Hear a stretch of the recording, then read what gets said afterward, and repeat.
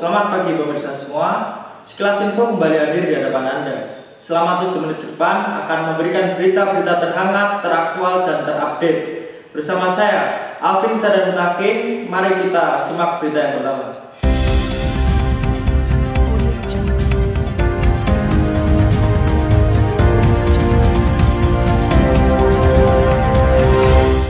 Berita yang pertama, seperti yang diberitakan oleh TV One dalam acara Apa Kabar Indonesia Pagi pada tanggal 26 Mei tahun 2020, tepatnya pada pukul 6.30 waktu Indonesia Barat, bahwa Polres Ponorogo tengah mengadakan sidak dan mengidentifikasi 4 wilayah di Ponorogo yang tetap membandel menerbangkan balon udara dalam rangka memperingati Hari Raya Idul Fitri tahun 1441 Hijriah. Kepolisian Polres Ponorogo, Jawa Timur melakukan razia balon udara tanpa awak yang diterbangkan secara bebas di 4 wilayah di Ponorogo, yaitu di daerah Somoroto, Jambon, Balong, dan Mlarak. Meski sudah dilarang dan diberitahu akan dijerat dengan Undang-Undang Nomor 1 Tahun 2009 tentang penerbangan dengan hukuman 3 tahun dan denda 1 miliar rupiah, namun warga tetap nekat menerbangkan balon udara tersebut tanpa izin dengan dalih sudah tradisi dalam rangka menyambut Hari Raya Idul Fitri. Razia balon udara akan tetap dilakukan pihak kepolisian hingga waktu yang tidak ditentukan. Selanjutnya, berita yang kedua.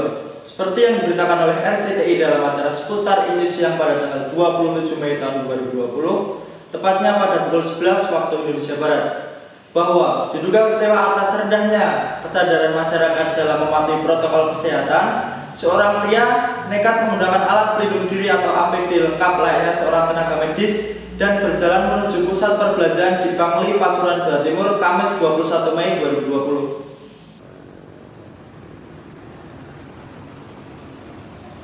Henry Sulfianto, seorang warga Pasuruan, melakukan aksi tunggal bertajuk Indonesia Terserah. Dengan menggunakan APD, ia berjalan ke tempat pusat perbelanjaan sambil melangsungkan orasi.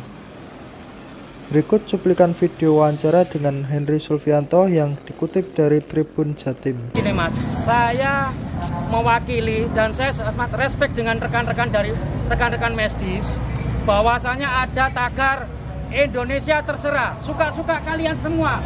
Kalian mau keluar mau enggak terserah. Karena apa? Hari ini di Indonesia sudah lebih dari 1.000 orang yang terpapar corona. Namun segala upaya pemerintah tidak diindahkan oleh warga masyarakat. Sehingga para medis, khususnya para medis, sampai mengeluarkan Indonesia Terserah. Mereka sangat capek, Pak. Mereka capek-capek. Terutama juga dari rekan-rekan TNI Polri. Mereka berjaga sampai ada kejadian di Surabaya kemarin. Ya kan, kita udah tahu viral semuanya. Apa yang akan dibuat oleh Indonesia kalau... Selanjutnya, berita yang ketiga, seperti yang diberitakan Metro TV pada acara Metro Siang pada tanggal 23 Mei tahun 2020, tepatnya pada pukul 11.05 waktu Indonesia Barat, bahwa satu hari menjelang Hari Raya Idul Fitri, Pelabuhan Merak yang biasanya dipadati oleh para pemudik saat ini nampak sepi dan hanya didominasi oleh truk pengangkut logistik saja. Dan Bandara Soekarno-Hatta yang biasanya dapat mengangkut sekitar 150.000 penumpang saat ini juga nampak sepi. Berikut kondisi terkini di daerah Pelabuhan Merak, Banten. Petugas terus melakukan pemeriksaan terhadap kendaraan roda 4 maupun roda 2 untuk mengantisipasi para pemudik yang tetap nekat melakukan perjalanan ke Pulau Sumatera melalui Pelabuhan Merak, Banten di tengah pandemi COVID-19 ini. Namun apabila dilihat dari data yang ada, tercatat terdapat 1.673 kendaraan pribadi yang diminta putar balik karena nekat akan melakukan perjalanan mudik lebaran.